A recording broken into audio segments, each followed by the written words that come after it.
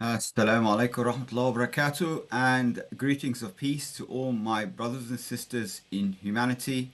I'm your host Sami Higab, and just now I'm going to do a reaction video on a video that was shared. Initially it was on Sky News. It's shared on Middle East Eye, which is another very popular channel. And it's regarding a clash between our sister, who's a journalist, Mariam, with Mark Austin over the conflict and the ground invasions and assault, the criminal offensive attack against innocent civilians by the Zionist regime over Gaza and Palestine, like I said. So we're just gonna basically skip the first few seconds in the video, and I'm just gonna go right in, and then inshallah at the end I might make a few comments and my own personal opinion. So let's just go ahead and see how that goes. If you would like to talk to me as a journalist, at least come with me with the right information, please. Okay. I'm talking about in individual incidents, but given what went on to happen, I just wonder whether you regret, because the strategy Israel is my point is, right you said, now yeah, is one to Mariam, I'm just killing of civilians. The Israeli policymakers have de facto said that we will kill and assault as many civilians as possible. We will target hospitals, we will target schools, and we will target homes to ensure that the Palestinian people, as a colonized people for 75 years, becomes pacified. And this is a military strategy. Yeah. So when you come and frame this question... Mary, can I just make my point? My point was, can I just make my point? The point was, you said Gaza was breaking out of prison. Indeed. Do you not mean Hamas? This was a Hamas attack. No, this was not. Israeli this was carried out by the Brigade.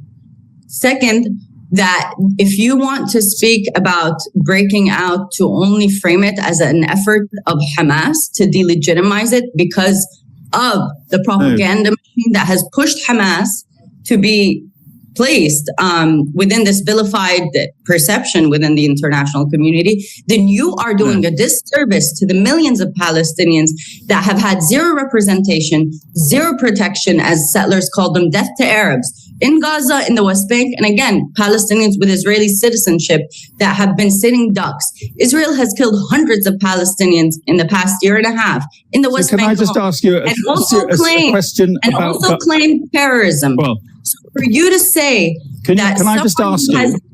Mark, sorry, have Mariam, you ever been starved? Can I just ask you? Have you ever been starved? One question. Can I ask you? On purpose. On purpose. Could I ask you one question? Has your child been denied medical permits? We call. Okay, so I hope you enjoyed the little clip. Brave sister, mashallah. Barakallah fiha. May God bless her for her honesty and sincerity in this matter. Just a few comments I would like to say. I can't really add much after this because she was very clear and to the point. A lot of the Western media and a lot of Westerners, people that are ignorant to Islam and ignorant to the whole geopolitical thing and how Israel was created and all that stuff, just to give you a little bit of basics, and I've shared that previously in some previous podcasts and live streams that I did. Now, first of all, Hamas was actually encouraged or created by the Zionist state to create some sort of a balance conflict between the PLO, the Palestinian Liberation, and then they created another organization called Hamas, which is an Arabic word meaning struggle. So any resistance movement is a struggle against occupation. So they took that, and Hamas took their inspiration from the Muslim Brotherhood, and the Muslim Brotherhood was also created by the British, or let's just say they were helped or pushed into some sort of position by the Egyptian occupation on Egypt. Why did the British support the Muslim Brotherhood and promote it and encourage it to grow? Was because they're trying to balance out the other resistance movement, which was by the military. Military are trying to liberate Egypt from the British occupation, so they have to create an internal conflict between two brothers. Okay, so that's the whole idea, divide and conquer. It's that concept, and they just applied it in Gaza, in Palestine. Same thing, they created two divisions, two political powers, like you can have the Labour Party and Conservative. They still belong to the British government, but in front of the public, it appears as if two different parties, and they're representing different agendas, but actually underlying, they're both working together. In the background, they're both working together, but in front of everyone else, there's a conflict between two people, or they might be sort of conflicting on some points. So Hamas is actually an ally with Israel under the hood, where people a lot are not aware of this, and they wouldn't have got away with this such an attack and this such a scale on the territories which are occupied and classed as part of Israel without the assistance of the Secret Service of Israel, or the full knowledge of Netanyahu's office. So you have to be clear on that. It's a false flag operation, exactly the same as Pearl Harbor, which they use reference to. Where a lot of the Israeli media, they always say Pearl Harbor, 9/11. Now both 9/11 and Pearl Harbor were both false flag operations. Okay, so the whole thing, even if the Japanese intended to do the attack, the Americans had full knowledge of the attack coming, and they allowed it to go ahead because it serves their purpose to go on a full-scale war and to nuke Japan. So that's their agenda. So they can see this coming, and they allow something through because it serves their purpose. So like exactly the same, if there was rockets flying towards you, and then a certain rocket might fly in a particular neighborhood that you might not like, those people you might not agree with in some point, you can allow that rocket through, because at the end it's going to unite all the civilians of that country against an enemy, a common enemy. So even if there was some sort of internal disputes, you can unite everyone just by giving them another distraction. And that's how he played it. Because Netanyahu's in a lot of serious problems. Corruption charges, crime, criminal offences. A lot of things are going on internally in the occupied territories, or in the occupied. Well, I don't want to even say the word Israel, but the Zionist states. There's a lot of internal conflicts, a lot of differences, and that sort of stuff. And Netanyahu was just basically at his last life, and he just wanted to create this distraction, and he allowed this thing to go through with the knowledge that it's going to happen, and he only allowed it to a limited area, and they didn't answer the call straight away. So this was allowed to go ahead with the full knowledge of the Israeli government, or the Zionist government. All right. So that's one point. And like she mentioned also, Qassam Brigade, there's other resistance movements. It's not just Hamas. And the Palestinians are not all Hamas. Now, I've spoken to a lot of Palestinians. I spoke to Gazan residents from long ago. I've got so many friends, even ones that have, migrated, and they've now moved, and they live in Scotland or England or America or elsewhere in the world. And I spoke to them about these matters, and it's actually a very small percentage that support Hamas as a political movement. And the leadership of Hamas, they don't even live in Gaza, so they're portraying their own people. So all these Muppets that you see on TV speaking in the name of Hamas, or they're speaking in the name of Palestine, a lot of them, they're actually not residents in Gaza. They're living a luxurious life, enjoying a percentage of donations that's supposed to be going to the poor and the needy. They're taking that part of it, a cut of that, and they're living a luxurious life.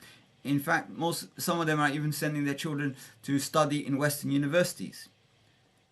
So it just makes you think. So they are corrupt to a certain extent, and they're capitalizing on it in the background, and the civilians are suffering. And it's only a small percentage that are under impression that Hamas is working for their interest. But it's not the case. There are other resistance movements that were the forefront in the assault, and they were planning and did the whole offensive in these places, and they're nothing to do with Hamas. Hamas is just used because it's a brand that Israel created. As they have to use that bad guy, just like the Americans created Al-Qaeda. It's exactly the same.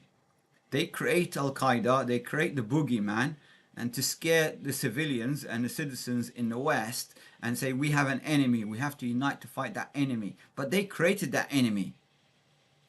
They're all cooperating, under the hood. It's a game, and they're playing, and the people that are suffering are innocent civilians.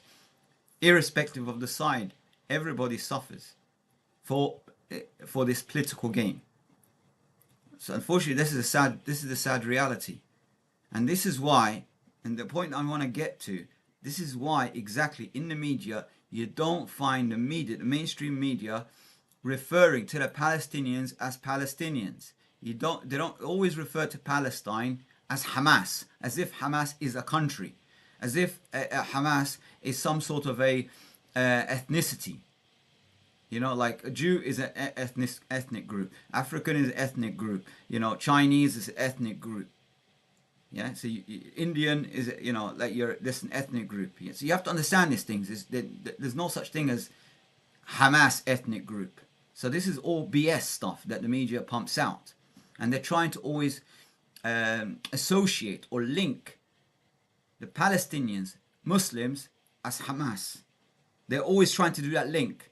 So that automatically the layman, the people that are below 1 IQ, the dumbest of the dumbest people that watch TV, that are glued to the TV, and they just continue to digest all that BS, they start thinking every time a missile hits and kills innocent babies, they say, oh yes, because these are the bad guys.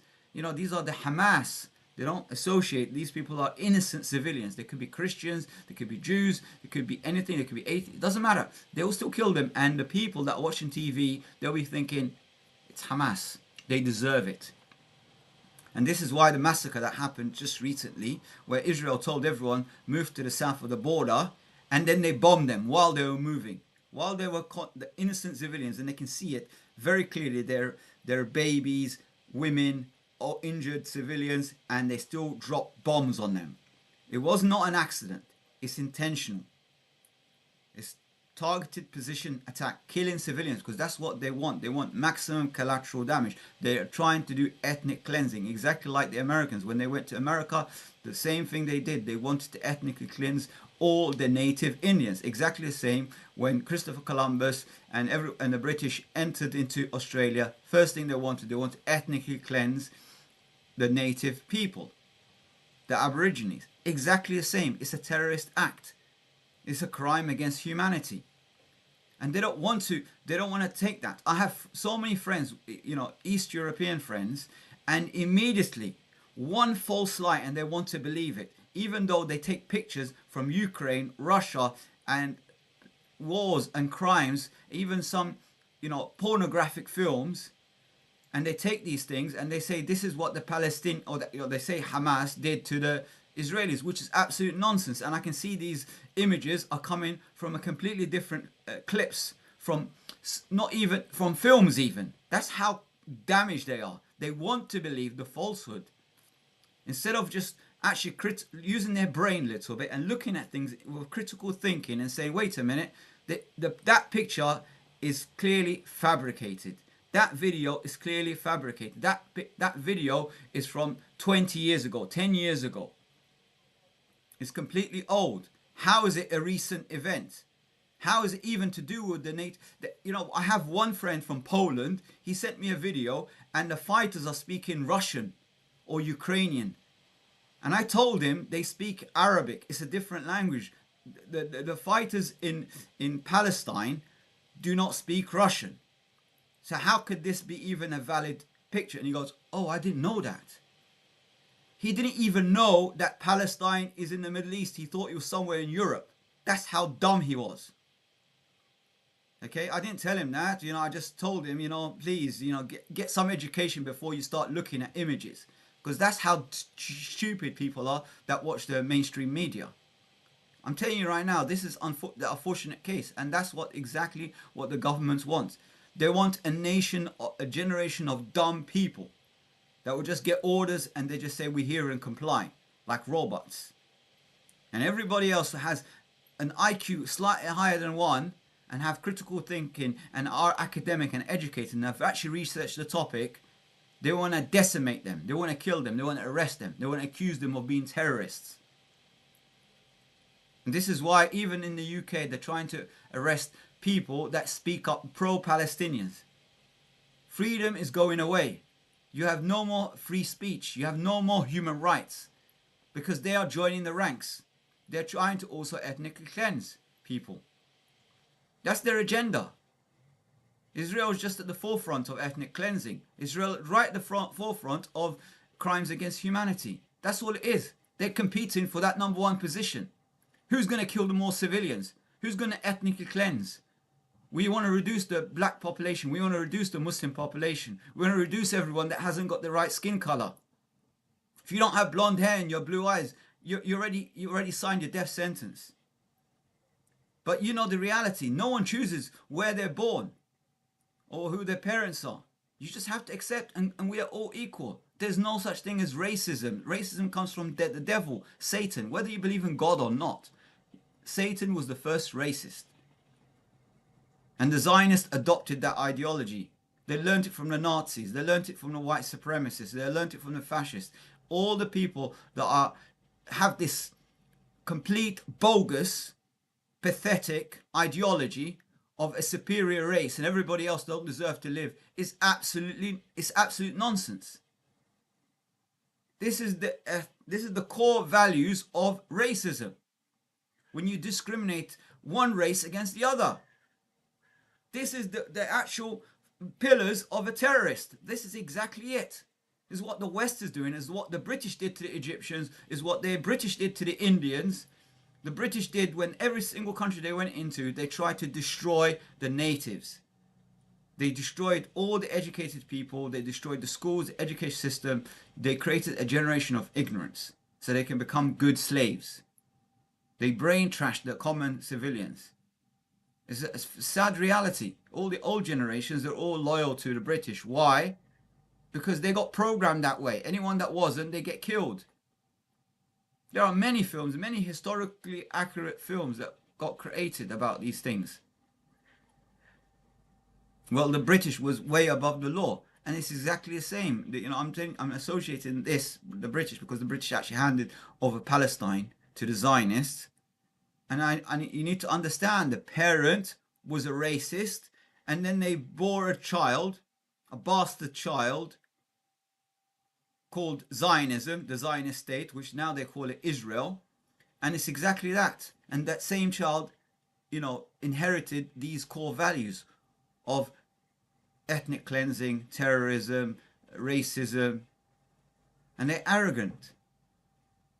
This is no way from a religious scripture. No way. Absolutely no way. There is no way God is racist. He would discriminate against human beings. He made us from one pair of male and female. And then made us into nations and tribes. So we can recognize each other. We can cooperate together. We have different strengths and weaknesses. We complete each other. We're supposed to be cooperating together to do good in the world. Not discriminate, not try to say, well, I'm better than you because I'm taller than you, or I've got this skin color, or I'm more intelligent, or I'm a doctor, or I'm an engineer. We shouldn't be looking for differences. We should be trying to build a common platform. Look at what's common between us and cooperate together and complete each other. We all value each other, and together everyone achieves more. So this whole war is unjustified. It's complete annihilation of the human race. And this is exactly what's going to happen. No one's going to win from a war.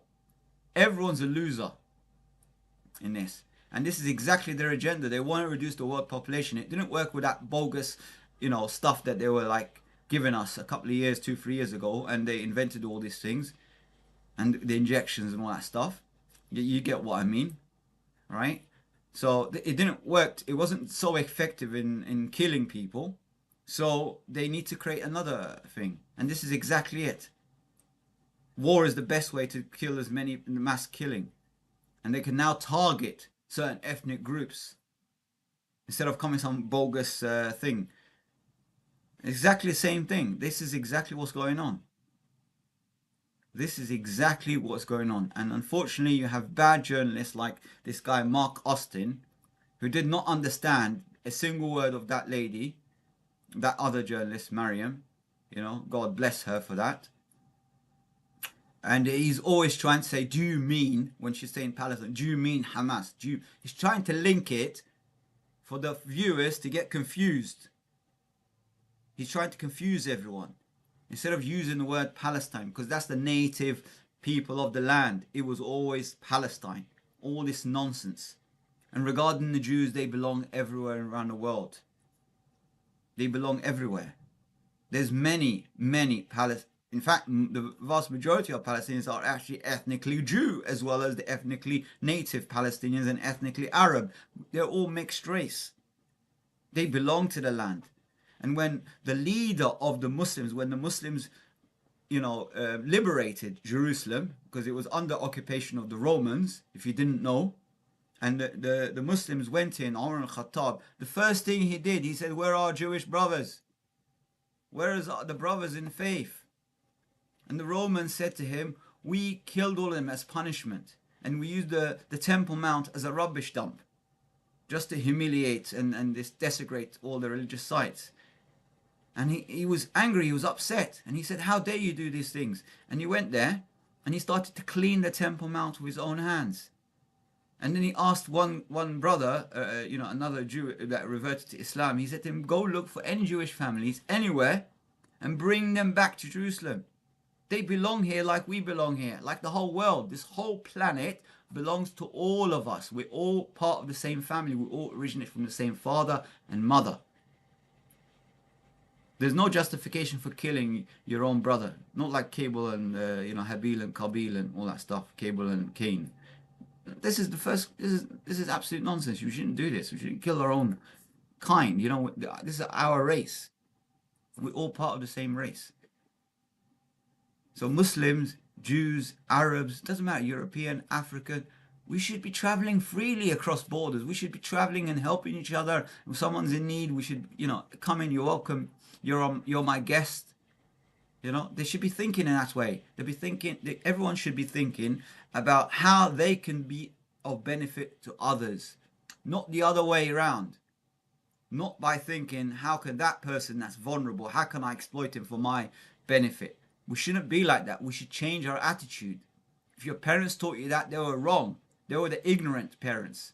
You have to be different. You are the new generation. You have to be different. You have to leave all that nonsense behind and move forward. I have many friends that were, pro-Zionists and stuff like that. When they got to know me and then they started to understand exactly what Islam is actually teaching, I'm not saying that all of them became Muslims and, said the declaration, but at least they started respecting it. They said, actually, that makes more sense. We can actually progress in the world more by adopting these thinking of everyone is valuable. Everyone should be completing each other. If we cooperate to do good in the world, we can all win. Instead of trying to conquer and exploit and invade, eventually we will be destroying ourselves. Because what will ultimately happen is once they actually achieve that, if they ever do, and God is not going to allow them to do that, is going to actually humiliate them in these battles. That if they move forward with this, they're going to get humiliated. They'll be disgraced. Their faces will be sour. They'll be crying. They'll be regretting everything they've ever did if they start moving forward with these actions, these criminal attacks against innocent civilians. But what's going to happen afterwards, if they ever conquered the whole world, guess what? They're going to be internal fighting between them because they'll always try to look for a new enemy. Today is the Muslims. Tomorrow is the Africans. Day after will be the Indians. And once they finish and it's all like complete white race and they all got blonde hair and blue eyes and all that stuff, they'll be still looking for more differences. Oh yeah, well, you're 6 foot, he's 7 foot. Let's kill all the people that are below 6 foot. They'll be always, because that's their thinking, they always want to look for an enemy. They want to look for some difference in someone else and declare that these are the enemies and we are the superior race. They're always doing that until they kill themselves. They'll be killing themselves bit by bit. So this is absolutely wrong. God created us all diverse, different, strengths, characteristics, traits and attributes. And we should, look at that as a positive thing. because we all could play a role. Doctors need mechanics. Mechanics need engineers. You know, we all need each other. We're interdependent. We cooperate. We're supposed to be cooperating together, not killing each other, not damaging the environment or even the animals and abusing the animals. So enough is enough, guys. You know, come on.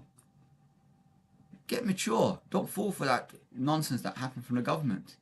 And I'm not just talking about the Nazis or the, you know, the Zionists and all these kind of nonsense. Even in the Middle East, there are some corrupt, believe it or not, majority of them are actually corrupt as well. They're exploiting their people. There's a complete big parity, division, separation between what the citizens of the country feel and what they want to do and what the government's doing. If Egypt was to open the border, I know they won't do that, but if they open the border and say, look, whoever wants to fight Israel can go. Look, the border's open. If you're brave enough, you go there. All right, we're not going to allow people in through from, you know, Gazans to go in. But if anyone wants to defend these people, go in. I can guarantee you, I can put all my money on it. At least half of the Egyptians will go in. You're talking even not even half. Let's say even less than that. Let's say even just 50 million people. You'll find 50 million men, armed men, walking directly at the Israelis.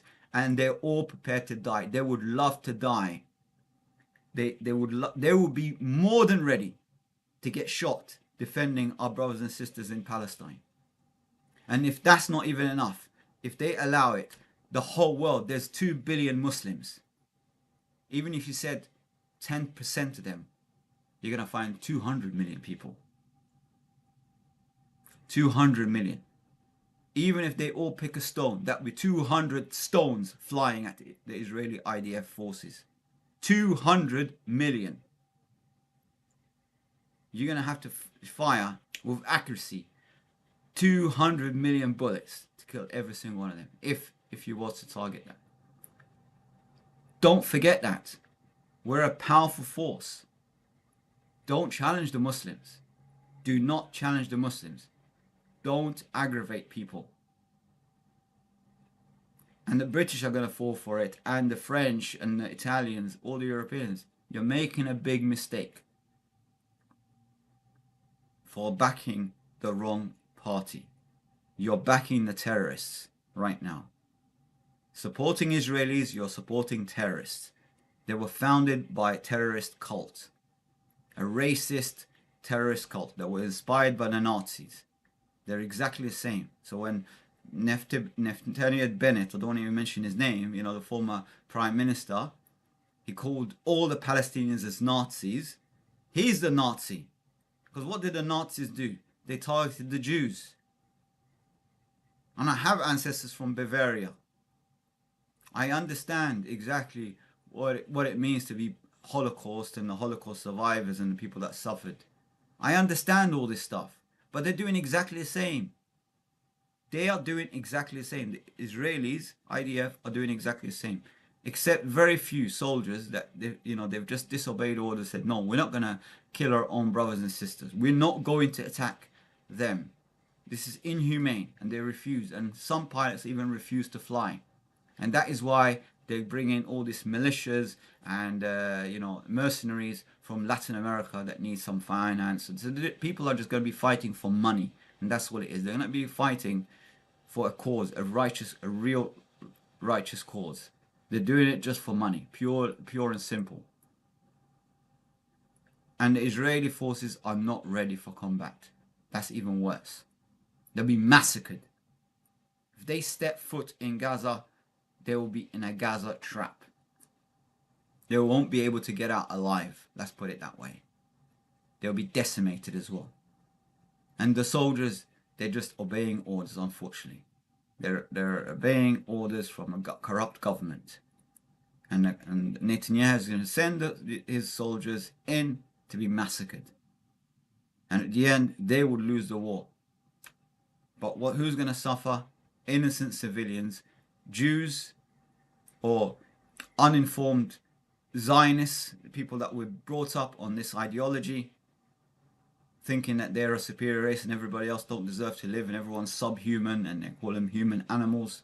Exactly the same term Hitler used, exactly the same term as all the fascists and white supremacists. They use that to describe another race. They call them always human animals.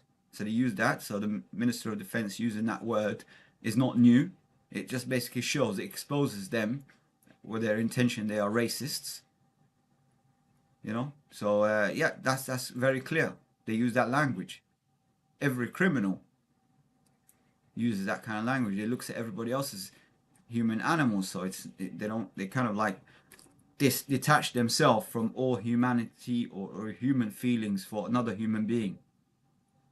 And they're not even brave enough to face Palestinians face to face. They like to kill them from far away, from a distance, from a computer screen. So it's like a game. Call of Duty, modern warfare. They just sit in front of a computer and just click a button. Oh, I don't like the look of that guy and his family. Let's just kill like 30,000 people. Just shoot a rocket. And it's even worse when people have to now live with life-threatening or very, injuries that's going to affect them for the rest of their life. Not even just the psychological, mutilations and amputations and all that stuff. That's not a good scene. And children seeing this kind of things at such a very young age, just a few months old to a few years old or a year or two old. What kind of an effect on their psyche they're going to have? And you expect them that one day they will love you? You've really destroyed their childhood. You've destroyed everything. You're the one that's creating all this mess.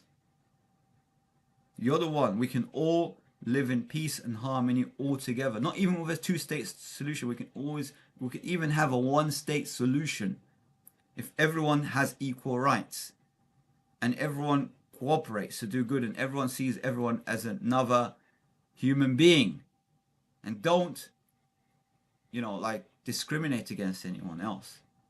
We can all live together in peace and harmony. Everyone can appreciate the differences in the other. So I don't understand what is going on. Why is the world run by Muppets? I just don't understand it. We're now 2023 and this kind of immaturity. I mean, if this was like thousands of years ago, I'd say yes, people probably didn't develop. They've got some barbaric mentality, so everyone's kind of like that, invading and enslaving other people and that kind of stuff because they're like ignorant and stuff like that. But there's a lot amongst every single nation now that are educated. They've gone to university, they've got some work experience in their life, they've done some research, a PhD research, and there are a lot of educated people that actually know the dangers of war and the damage on society and the social fabric and families. They understand this. We have now advanced so much in technology. We don't have to do this kind of nonsense anymore. We're supposed to be more intelligent than this. But we've been played against each other by the 1% that control the world. So we need to wake up. We need to say, no, we're not going to do that. So if someone tells you, start shooting another race, say, no, I'm not going to do that. Simply because they're a different gender or creed, or just refuse your orders. Even if you get court-martialed, it doesn't matter. At least you can live with that. But if you start killing innocent civilians for a financial benefit, for your paycheck, or not upset your boss, your superior officer, you're going to be having nightmares for the rest of your life. You're going to get harmed. You're going to have a lot of psychological problems. It's going to affect you for the rest of your life. It might even drive you to end your own life through suicide and so on. Because I've met people like that. I met a very old gentleman. He told me he served in World War II and he did so many things, and he was a paratrooper in younger years, and he went in to fight the Egyptians, and he told me about so many evil things that they did, the British Army did, moving into villages in Egypt and raping children and young girls, and exactly the same. It's nothing new from the IDF, what the IDF is doing, just terrorizing the the common and the civilians committing war crimes. Effectively, he was telling me about all these things, and it's affected him to the point where he just cannot go to sleep unless he drinks so much vodka and spirit and stuff like that. He knocks himself out every single day purely because of the things that he's done in his life, criminal things. And he was confessing every single thing that he did wrong, that now he's kind of regretting it at a very old age, and he's all alone in his house, and he's frail. And he was telling me about these things, and I was saying, listen, doesn't matter what you did, I forgive you, as long as you you feel remorse about it. What's done and done. There's no such thing as revenge and all that nonsense. You did it. It was wrong. You was young. You was immature, and you were being brainwashed by the authorities, and they were telling you that these people are this. And he told me that, and he didn't even know that I was ethnically Egyptian. He was telling me all these things. So, and he was sharing all this information. At the end, when I told him, look, by the way, I am part Egyptian, and I'm this and this and that. And then he switched, and he was like, and he started apologizing for all the things. And I said, listen, it doesn't matter, man. You did horrible things. I don't fully blame you. I blame the people that educated you, that brainwashed you. But if you was in that position, you should have refused to do these things. If your superior officer told you, listen, let's just go, like do a mass rape on these, Egyptians, unarmed civilians, you should have said no. When they told you that we're going in and we're going to wear a uniform of Israeli soldiers and officers, you should have said no. I'm not going to join that mission. I'm not going to become one of your murderers, and do all this damage. He told me about massacres that were taking place where they were getting all the Egyptian soldiers and getting them to dig, like as if it's trench, and then asking them to go in, and then they shoot them. And I said, why did you do that? And he said to me, because we don't have enough food for everyone, so we just get rid of the prisoners of war. These are war crimes that the British did against the Egyptians. Some people might be aware of this, some people might not. But the same practice is taking place right now from the IDF. The IDF is doing exactly the same thing. They're using exactly the same playbook as the British, as their master, as their parents that begot them without an illegitimate child, let's just say. That is what Zionism is. It's an illegitimate child. It was a terrorist child, a rebellious, barbaric child. It just makes me sick and tired. But at the end of the day, I don't advocate violence. They only do these things because they're uneducated, they're ignorant. They have so much arrogance that they think they know it all, and they're so intelligent and so powerful that they don't do anything about it, like learning the facts, like going and reading history and finding out exactly what went on. But those that do, stand up for human rights, stand up and become pro-Palestinians from amongst them. And there are many known names. Maybe I'll do some reaction videos on Miko Peled and Gabor and many respectable Jewish leaders. I'll look at them as leaders, irrespective of whether they are in a government position or not. I see them as respectable, decent human beings because they're speaking the truth. They're being honest about the accounts that took place, the massacres, the Nakba, the catastrophe, massacring and raping children and stuff. Exactly the same practice the British did as well to the Egyptians. It's no different. But if they repent for their sins, God will forgive them and replace all their sins to good deeds. If they repent and turn back to Allah, which is the same God of the Muslims and our Jewish brothers as well. We believe in the same God, Allah, the one God, one true God. And Allah basically means the one and only true God. Translate that word, it means Allah. The one and only. The one and only God. There's only one God. You can't say God only, because you can put an S and it becomes gods. But you can't say the one and only gods. The one and only one means one. So that's what Allah means. So Christian Arabs, they call Allah, Allah. They say God, Allah. Jews that speak Arabic, they say Allah. And Arabs that speak Arabic say Allah. It's exactly the same word, so don't have a stigma attached to that word.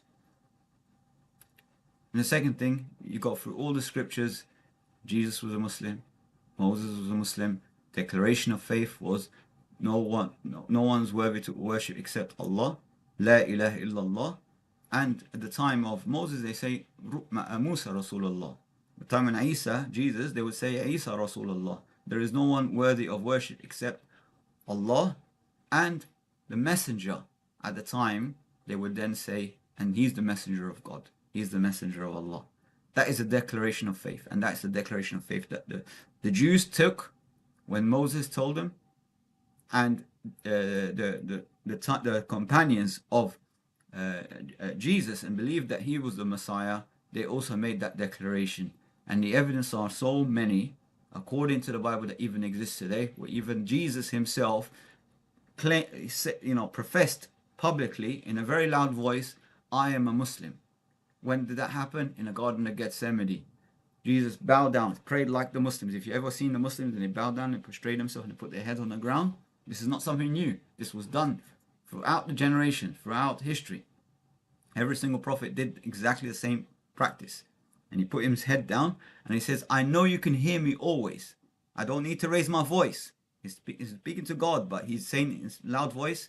But he said, "I say this so they can hear and they don't make a mistake in the future claiming divinity and all that nonsense." Because he had some sort of insight that these people might go a little bit astray in the future and start fabricating his message. So he spoke in a very loud voice and he said, "I know you can hear me, but I say it in loud voice so they can hear.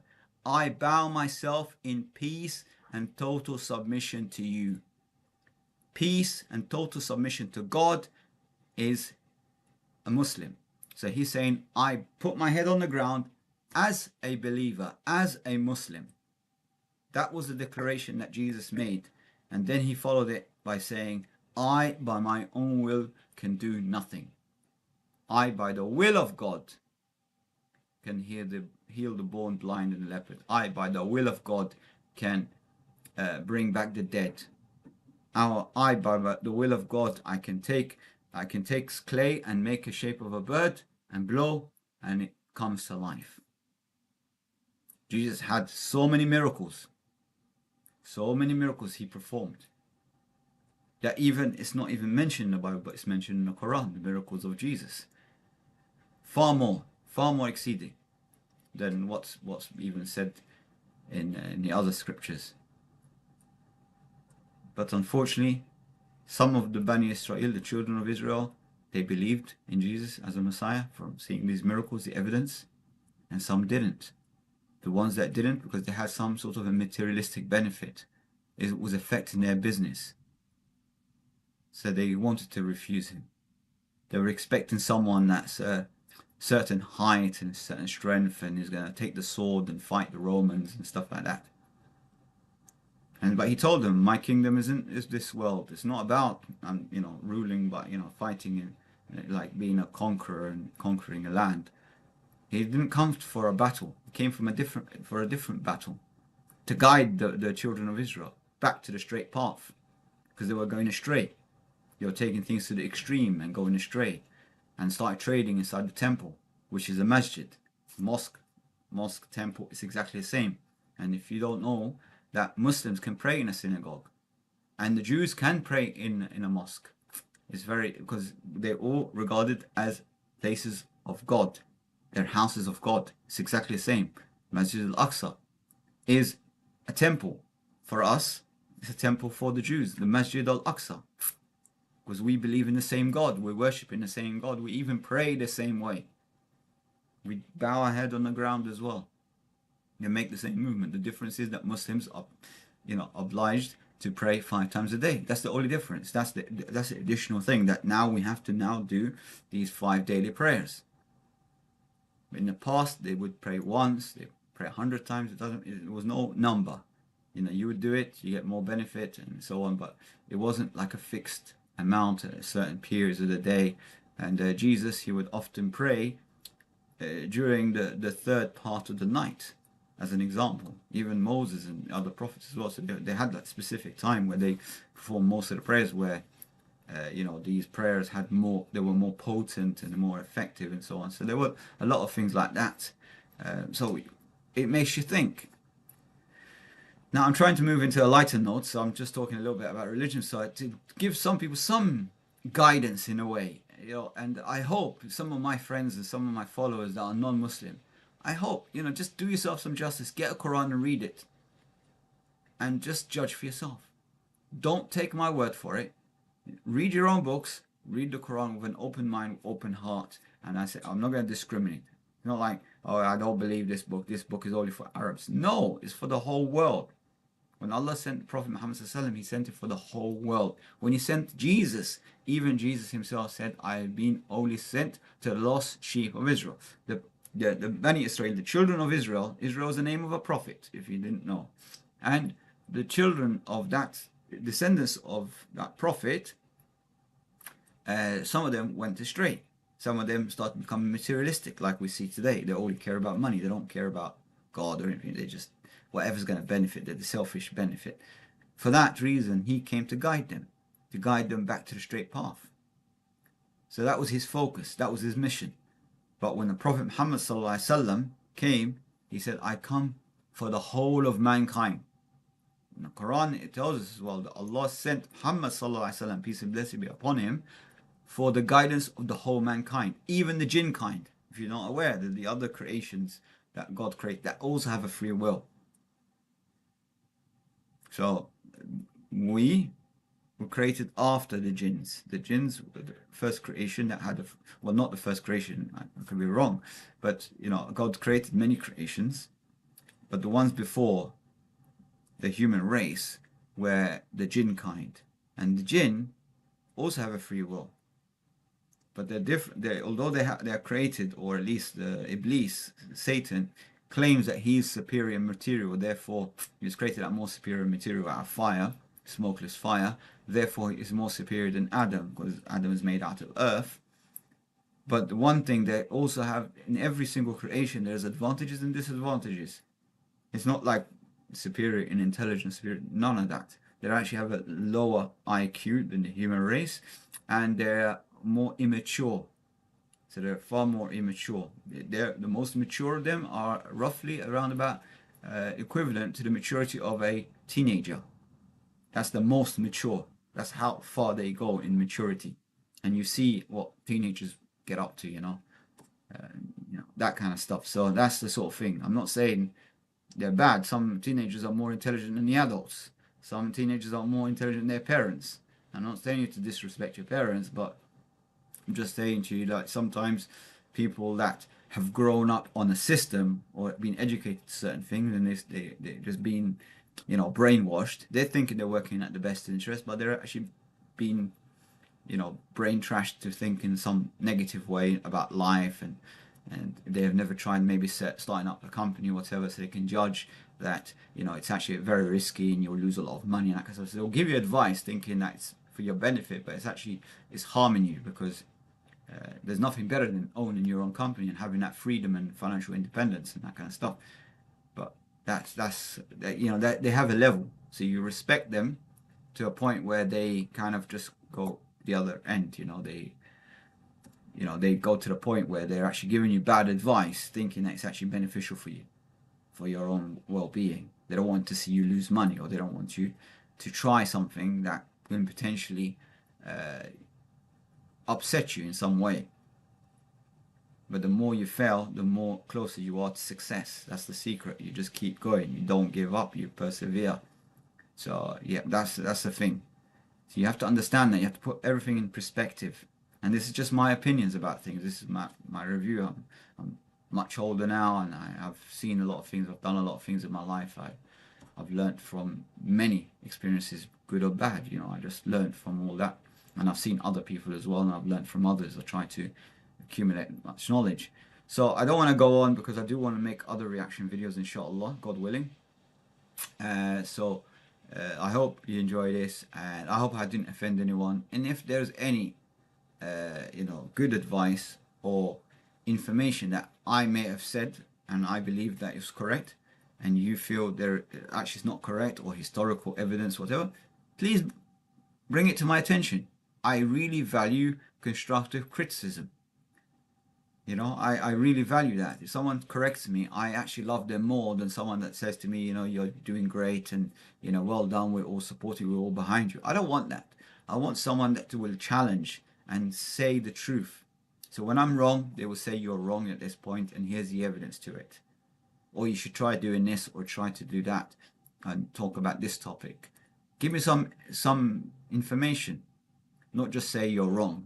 Wrong about what? What exactly? What part of what I said was wrong? Don't just say, no, this is all not true. What was not true? All of it? Or there was a particular statement I made that's not true? Or what exactly? So you have to be very specific when you're criticizing, so I can actually learn, I can actually investigate further. You know, so bring your evidence forward and let's talk to me. And it's also happened with a religious man. I'm not sure he was a priest or a minister. I'm not exactly sure what position he was in the church, but you know, also the same thing. You know, I started having a discussion with him about the Bible, and afterwards I started bringing up the Quran and stuff, and he would like criticize the Quran. I said, well, have you read the Quran? He says, no. So how could you criticize something you haven't read? You know, how could you make a statement against something, you know, whether this is a good book, this is a bad book? How do you know that that book is good or bad, or judge a film and you haven't even watched it? You know, I mean, like, it's completely bizarre. So I told him, listen, just take the book, read it, just like I read the Bible, I read the Torah, I read all these scriptures.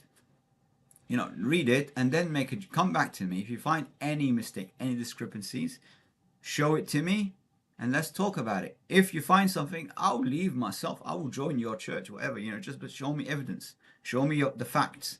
Don't make claims without backing up with facts. But he ended up being a Muslim at the end. It took him 9 months, but he reverted to Islam and he left his job at the church. He left his income. He became a teacher afterwards, you know, for foreign languages, English for foreign languages, and he got involved in other stuff.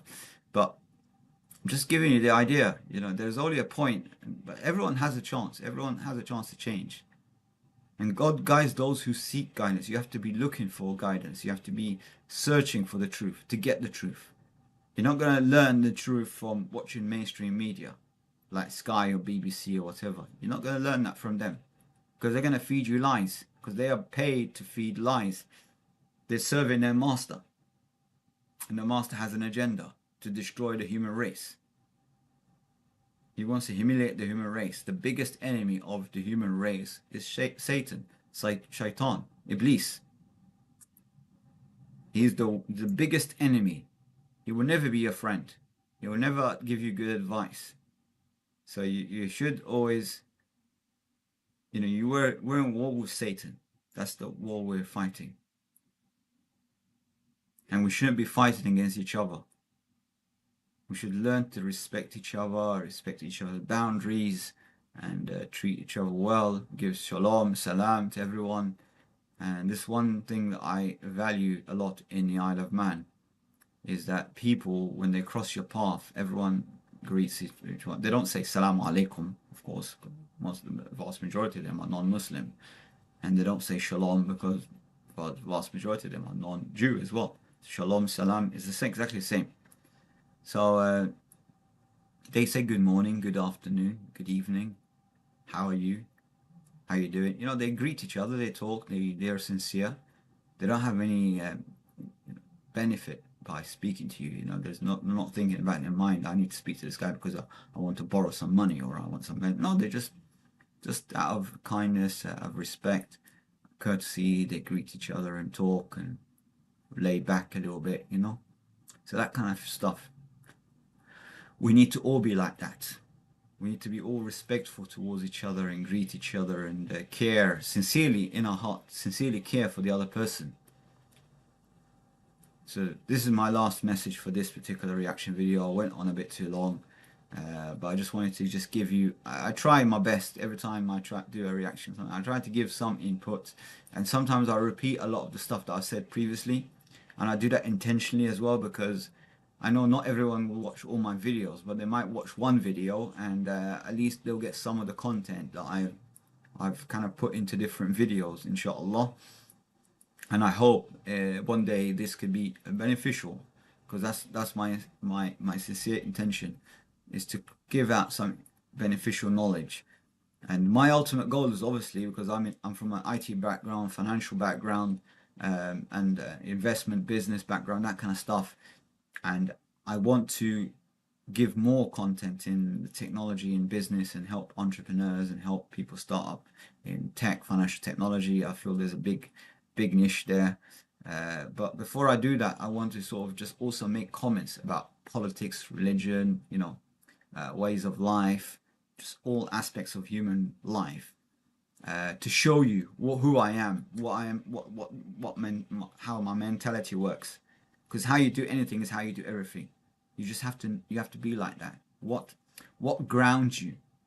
So you need to understand the person, teacher, or the person that's sharing knowledge, or the student, before you can start exchanging knowledge and go into that. So you need to understand who I am, and maybe when I'm long gone, whether I get assassinated or hit by a car or anything like that. I had an attempted murder on me many years ago. I had a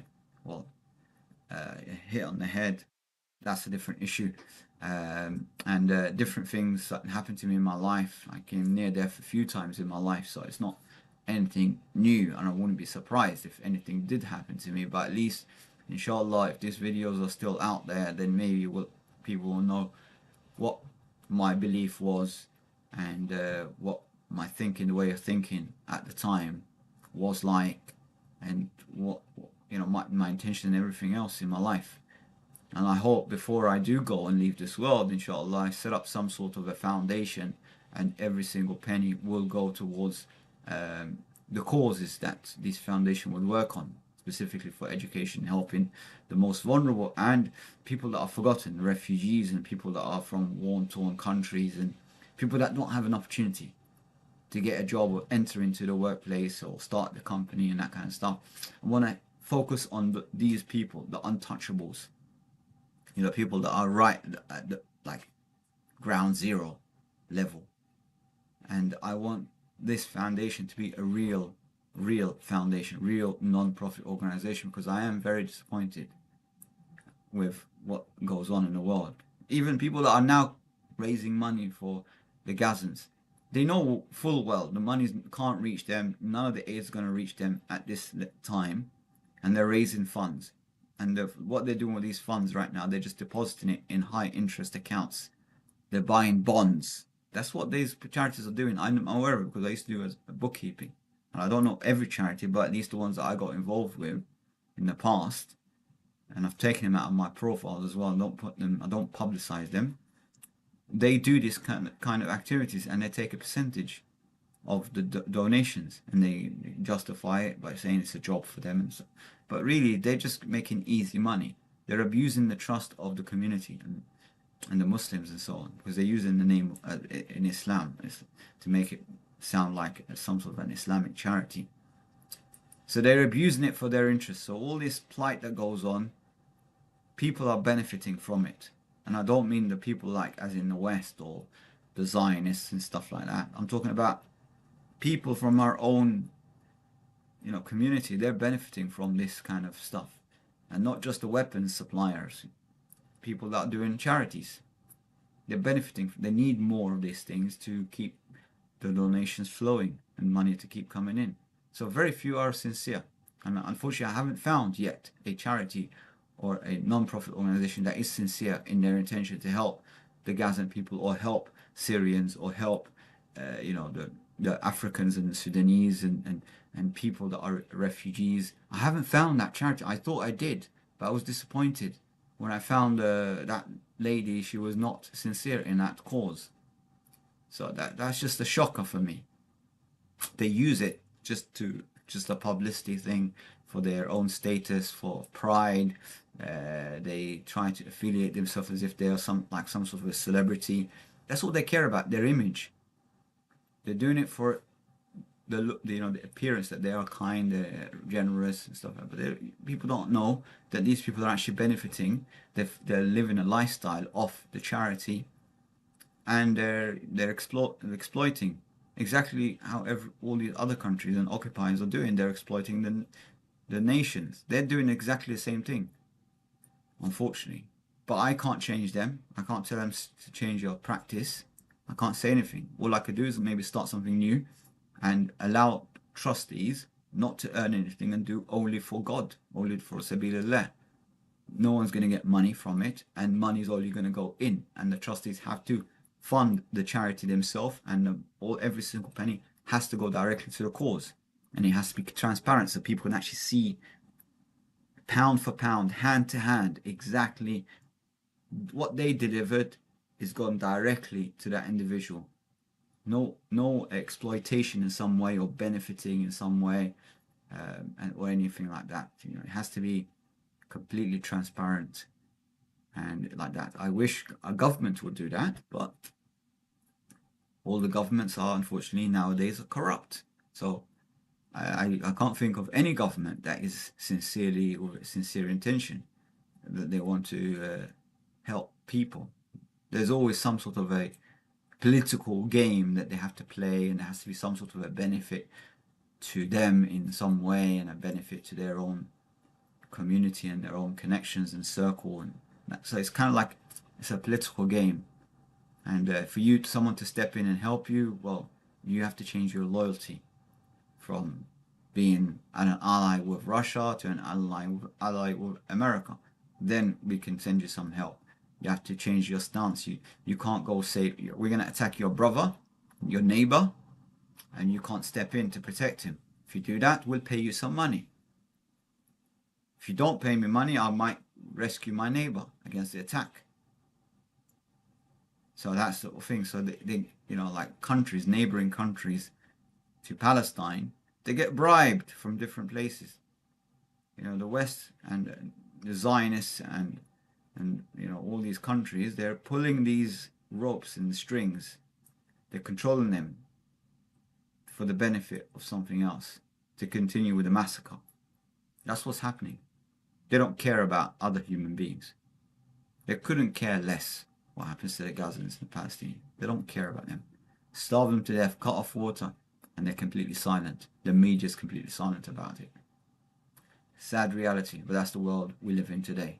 And these leaders didn't come from a different planet. They came from us. They're also human beings. So something was wrong at the root level, at the education, the upbringing, to get to this level. Because once upon a time, all these leaders were babies. They didn't were born, 40, 50, 60-year-olds. They were born as babies. They had parents, and parents taught them bad ideologies or bad ideas, and the whole community taught them wrong. Eventually, they got to the level where now they're like a world leader, or they're president of a country or whatever, and now they're also manipulating their civilians for their own benefit. They're not thinking about the civilians, they're thinking about their own benefit. So yeah, if I find a really good leader to look up to, I will tell you. I would say to you, this particular leader was good. I mean, Imran Khan was good. JFK, John F. Kennedy, he was a decent human being as well. There was a lot of good people out there.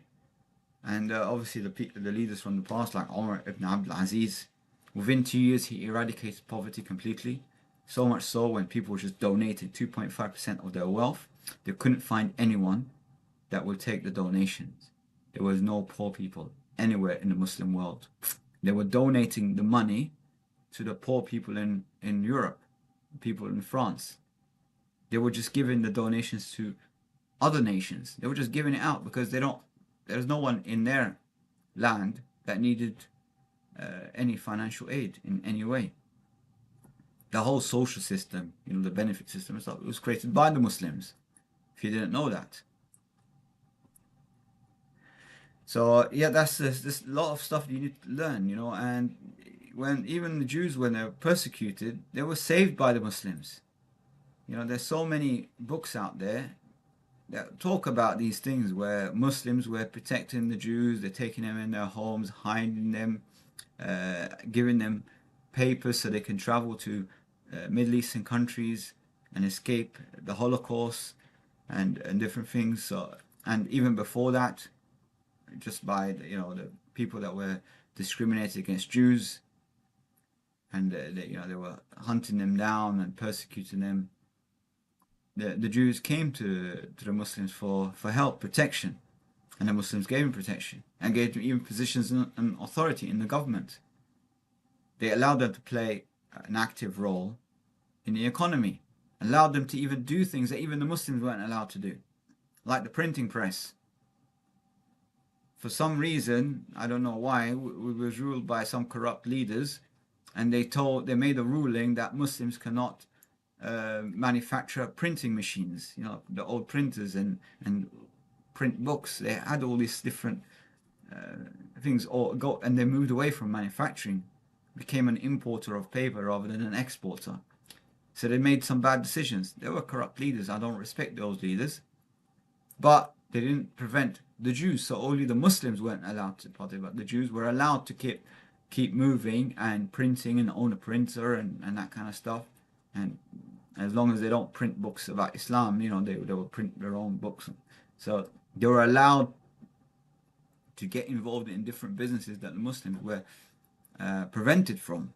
So it was a bizarre kind of relationship. Like they allowed the government, the Muslim, so-called Muslim government, allowed them to do that. But there was only a few decent leaders that I would say these are decent leaders from the past. Umar ibn Aziz, and obviously Abu Bakr Siddiq, Umar Khattab, Ali ibn Abi Talib, all these people, and obviously the children of Ali ibn Abi Talib as well. All these people, Hassan and Hussein, I forgot the name of the son of Asma, the sister of Aisha alayhi salam. Forgot his name. It's gone out of my mind. He was the Khalifa for Mecca at the time before getting attacked by Hajjaj bin Sufyan. And so there was a lot of there was good and bad people, but the fitna came. The whole corruption happened, and people started fighting each other and created different parties, and that's how the spin-off of the Shia is. It's not like a different Quran or the same Quran. It's not like the Protestants and the Catholics or different churches and fighting. There was nothing like that. We have exactly the same book. We believe in the same Creator, Allah. The differences are political differences. That's the core difference, and it happened because of these conflicts that were going on. When people became greedy for power, that is when this whole thing blew out of proportion, because everyone wants to be the leader, which is absolutely wrong. You shouldn't be fighting for a position of authority. You should be nominated by the people. People should see how you've been, acting all your life and that kind of stuff, what you studied, and you put the right man for the right job or the right woman for the right job. You don't favoritize, choose someone based on your relationship with him. Is your friend, so that he should be the Minister of Finance, or he's your friend, he should be the president of a country. Is he qualified? Is he educated? Is he able? How is he honest? Have you tested him out? Is he financially independent, that he doesn't need to take from the state? What's his behavior? Has he gone through hard times and good times? And how does he behave in these matters? So all these things you need to know before you appoint someone, and they shouldn't be stepping up and saying, nominate me for this position or nominate. They shouldn't be like that. The people would know. The people in the know, they will know this person is the most qualified, most educated. He's the best person. We need to approach and ask him to become our leader. And no one will appear suddenly and say, I am the Mahdi. Even the Mahdi will deny it. He will not even accept to be in any position of authority. But he'll be forced into leadership. He will be forced to lead the Muslim Ummah. They'll keep forcing him. They'll keep taking him out and saying, we want to give you the bay'ah. We want to nominate you to be the Khalifa. Not the other way around. So all these bogus, fake leaders that appear head of these terrorist groups, Daesh and stuff like that, and say, I am the Khalifa. It's all nonsense. Daesh was created by the Zionists. Same way that Al-Qaeda was created by the Americans. Same way also the British supported and push forward the Muslim Brotherhood. I'm not saying that all Muslim Brotherhood members are like this, but there is an agenda in the background at the highest level, not the low level stuff that people are, they're religious or they read book or they give charity. I'm talking to you about there is some sort of infiltration at the top level, and most of these organizations have been infiltrated. There's very few, only the ones that are sincere to the cause. So you'll see these resistant movements, for example, we'll go back to Palestine a little bit before I end the video, where they have no intention for any political position, no intention to anything. They're just simply going out there and fighting an enemy, trying to liberate their land, and they don't want to be known. They don't want to go by a brand. We are just fighting. We're freedom fighters. We're fighting. They don't go under a band. We have a title and a spokesman and that kind of structure. There's no one to negotiate with them. All we want is want to defend our land, prevent the occupation taking place. That's what it is, and they just fight. And this is difficult for the Israelis because they don't know how to manipulate them. They don't know how to infiltrate a group or people that are fighting for a sincere cause. They're not fighting for a salary or any benefit. They're not fighting because they want to occupy land. They want to free their own land that's occupied. They want to stop the oppression.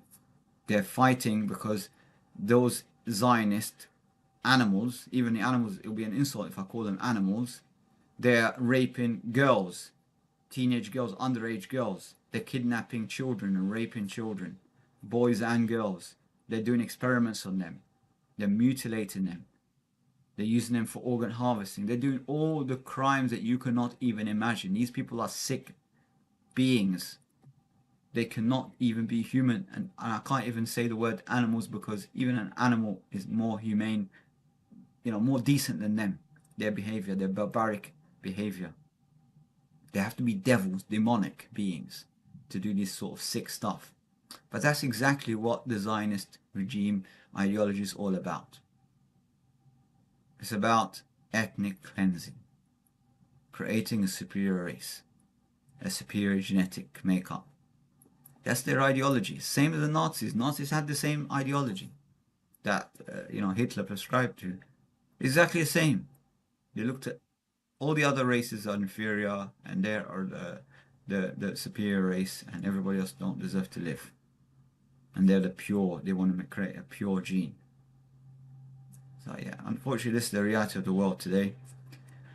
I'm going to leave it here, inshallah, and now it's Asr time, so I'm just going to pray Asr, inshallah, and I'll try to make another reaction video, a really good one. I'll try to find a good one to do a reaction on, and give some comments about it as I go along, inshallah.